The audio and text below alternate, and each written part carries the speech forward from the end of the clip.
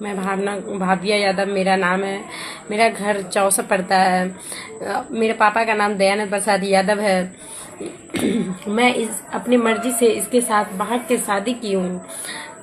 मेरे इसको कुछ भी होता है तो ये खुद से अपने आप से जिम्मेदार होंगे और इसके फैमिली खुद जिम्मेदार हो सकते हैं। मेरे फैमिली का इसमें कोई भी दबाव नहीं है। मेरा नाम करण कुमार यादव है।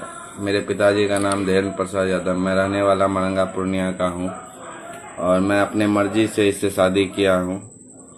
और अगर मेरे साथ भविष्य में कुछ गलत होता है तो उसका जिम्मेदार इसके माता पिता होंगे, क्योंकि मेरे माता पिता इस शादी से खुश हैं और आगे चल के मेरे साथ या इसके साथ कुछ गलत होता है तो इसके माता पिता उसके जिम्मेदार होंगे। ऐसा नहीं, ऐसा गलत है।